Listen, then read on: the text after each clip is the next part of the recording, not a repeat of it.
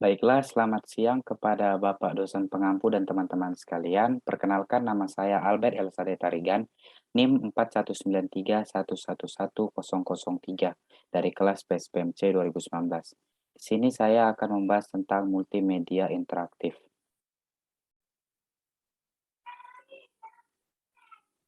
Baiklah, pertama-tama saya akan membahas tentang pengertian dari multimedia. Nah, multimedia itu terbagi dari dua kata, yaitu multi dan media. Nah, multi yang artinya adalah beberapa atau banyak, kemudian media yang artinya adalah alat, sarana, atau tempat yang dapat digunakan untuk menyampaikan informasi atau tools yang digunakan sebagai perantara dalam berkomunikasi. Nah, kemudian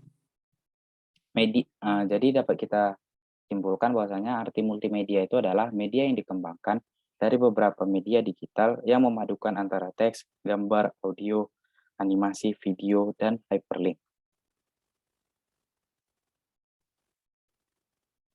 Nah, selanjutnya kita akan membahas tentang komponen penyusun bahan ajar interaktif. Nah, bahan ajar interaktif itu terdiri dari beberapa hal. Yang pertama itu ada yang namanya teks. Nah, di sini teks dia mendeskripsikan informasi dari bahan ajar interaktif tersebut. Kemudian ada gambar atau grafik. Nah, di sini dia merupakan pelengkap teks atau merubah situasi abstrak menjadi lebih nyata. Kemudian ada yang namanya audio. Nah, di sini ia merupakan yang menyampaikan informasi dalam bentuk suara.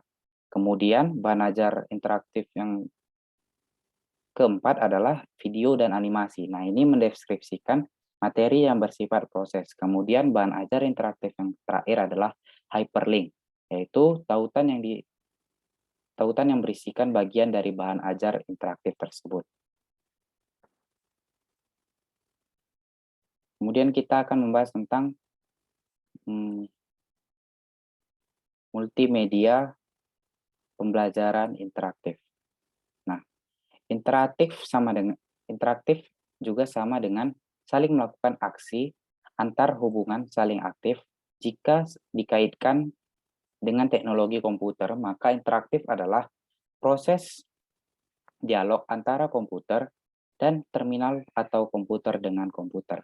Nah, kemudian multimedia interaktif adalah gabungan dari beberapa media digital yang dibangun dengan komponen bahan ajar interaktif yang menghasilkan suatu pesan atau informasi pada media elektronik yang memungkinkan penggunanya untuk melakukan aksi, komunikasi, dan navigasi. Nah, pembelajaran adalah suatu rangkaian aktivitas yang diatur secara sistematis dan terencana secara baik dalam bentuk bimbingan atau arahan yang dilakukan oleh guru kepada siswa untuk mencapai tujuan pembelajar yang ditetapkan. Multimedia pembelajaran merupakan perpaduan antara konsep multimedia pembelajaran dan multimedia interaktif. Multimedia pembelajaran interaktif adalah suatu program atau aplikasi pembelajaran yang dikembangkan dengan memadukan antara teks, gambar, video, animasi, dan lain-lain dengan bantuan komputer di mana pengguna dapat mengoperasikan dan berinteraksi dengan program tersebut secara aktif. Nah, ini dia merupakan fase perkembangan dari media, yaitu sumber belajarnya itu terdiri dari yang pertama itu adalah guru, kemudian pada tahun 1657 sumber belajar kita berasal dari buku, kemudian dari pertengahan abad ke-20 ada yang namanya media visual. Baiklah, perkembangan media visual diilhami oleh Edgar Dale, yaitu tentang kerucut pengalaman atau count of expression. Nah, level pengalaman belajar itu terbagi menjadi 11. Yang pertama adalah pengalaman langsung, yang kedua observasi, yang ketiga partisipasi, yang keempat demonstrasi, yang kelima wisata, yang keenam televisi, yang ketujuh film, yang kedelapan radio, yang kesembilan visual, yang ke-10 simbol, dan yang terakhir adalah verbal. Nah, ini merupakan level pengalaman belajar kita dari tahun ke tahun yang telah kita lalui. Kemudian kita akan membahas tentang fase perkembangan media. Nah, ini merupakan perkembangan media yang ada di dunia dari tahun ke tahun. Seperti misalnya pada tahun 1455 ditemukannya lah yang namanya media cetak atau yang kita sebut itu seperti koran, majalah, dan yang lain-lain. Kemudian pada tahun 1876 ditemukanlah yang namanya telepon genggam. Itu merupakan salah satu perkembangan media dari audio. Kemudian ada juga pada tahun 1878 ditemukanlah perkembangan media yang semakin canggih lagi, yaitu adalah radio. Nah, di sini juga merupakan salah satu media audio yang dapat memberikan kita tentang perkembangan-perkembangan yang ada. Kemudian pada tahun 1900 ditemukanlah yang namanya televisi. Nah, di sini pada saat ini mulailah adanya perkembangan media berupa yang namanya eh, media gambar dan juga media visual. Kemudian pada tahun 1999 ditemukanlah yang namanya kamera untuk mempermudah kita lagi dalam media gambar dan yang lainnya. Nah, kemudian kita akan membahas tentang teori tentang multimedia interaktif. Yang pertama adalah pembelajaran mandiri. Nah, menekankan kemandirian dalam belajar dan pengadopsian teknologi sebagai cara untuk mengimplementasikan kemandiriannya itu. Sehingga pembelajaran dapat terjadi tanpa batasan waktu dan ruang. Kemudian ada yang kedua, kita membahas tentang jarak tanggapan. Nah, di sini lanjutan dari teori pembelajaran mandiri, mengacu pada jarak kognitif antara pengajar dan pembelajar. Konsep kunci dari teori ini adalah adanya dialog, struktur, dan otonomi pembelajar. Kemudian teori yang ketiga adalah kekayaan media. Nah, Duff dan Lengel pada tahun 1984 menyatakan bahwa teori kekayaan media berdasarkan pada teori pemrosesan informasi. Berdasarkan teori ini, semakin biasa pesannya, maka akan dibutuhkan lebih banyak petunjuk dan data untuk dimengerti. Kemudian teori yang keempat adalah pembelajaran multimedia dikemukakan oleh Richard Mayer.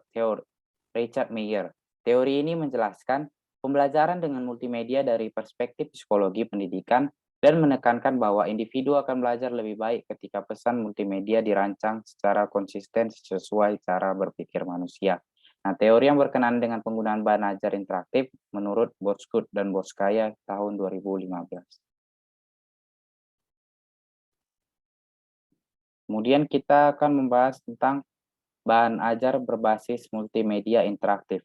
Nah, bahan ajar merupakan suatu perangkat informasi atau alat baik berupa tulisan maupun bukan tulisan yang disusun secara sistematis dan berkonsep berfungsi membantu proses belajar untuk mencapai tujuan pembelajaran. Nah, dapat kita lihat dari gambar ini adalah versi cetak itu merupakan yang dapat membantu kita dalam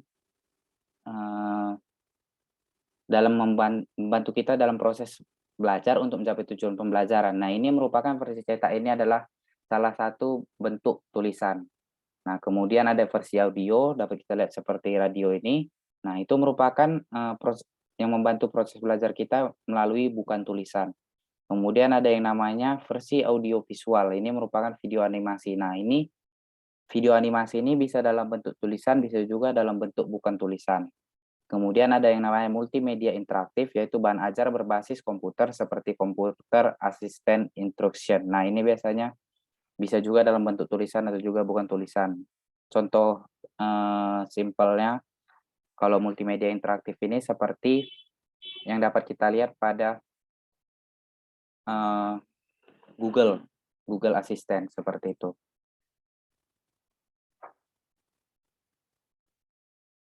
Baiklah, selanjutnya kita akan membahas tentang bahan ajar multimedia interaktif. Nah, pemilihan dan proses pengembangan bahan ajar perlu memperhatikan aspek berikut. Yang pertama, tujuan pembelajaran. Yang kedua, kematangan kognitif siswa. Yang ketiga, relevansi dengan kebutuhan peserta didik. Yang keempat, teori belajar sebagai fondasi pengembangan bahan ajar. Yang kelima, pendekatan model atau strategi pembelajaran. Dan yang terakhir, norma sosial masyarakat.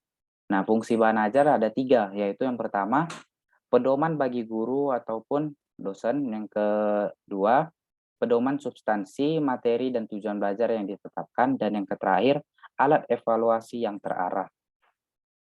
Nah, bahan ajar interaktif atau sering disebut multimedia interaktif adalah bahan ajar yang dikembangkan untuk memberikan informasi dengan mengintegrasikan teks, gambar, audio, animasi, video, dan hyperlink yang disusun menjadi suatu kesatuan dan dapat dikendalikan secara interaktif oleh pengguna.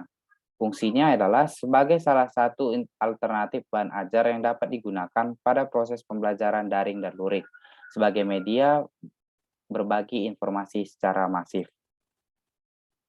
Nah, tadi kita sudah membahas tentang bahan ajar berbasis multimedia interaktif. Nah, apa sih keunggulan dari bahan ajar berbasis multimedia interaktif? Nah, keunggulannya adalah yang pertama, lebih cepat menemukan informasi yang diinginkan. Nah, itu dapat kita lihat seperti di zaman sekarang ini ya.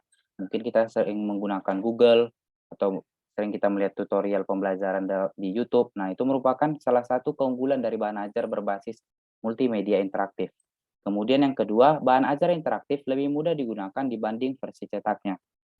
Nah, yang ketiga, lebih menarik dan lebih mudah memahami kontennya. Nah, ini biasanya pada berbasis multimedia interaktif ini sering dia menampilkan seperti video-video animasi yang sangat menarik sehingga pembelajaran itu tidak terpaku dan tidak bosan. Terus belajar interaktif lebih mudah diperoleh dan disebarluaskan. Nah, sekarang kan sudah ada yang kita tahu bahwasanya bisa menggunakan kita dapat mudah untuk men-share ilmu-ilmu di zaman sekarang ini. Kemudian selanjutnya bahan ajar interaktif dipenuhi inovasi yang luas dan beragam. Kemudian proses belajar mandiri berlangsung secara interaktif. Terus yang terakhir, bahan ajar interaktif dapat melakukan proses revisi, koreksi, dan penambahan informasi dengan cepat. Nah, masih ada lagi nih keunggulannya, yaitu sebagai salah satu alternatif bahan ajar, kemudian sebagai media untuk berbagi informasi secara tepat dan masif, kemudian sebagai pedoman bagi guru dan dosen, kemudian pedoman bagi siswa dan mahasiswa, kemudian meningkatkan kemandirian belajar siswa, dan yang terakhir adalah sebagai media yang dapat membantu untuk memvisualisasikan materi yang abstrak. Nah, sekian dari hasil presentasi saya tentang media interaktif. Apabila ada salah kata dalam menyampaikan hasil presentasi saya ini, saya meminta maaf dan terima kasih.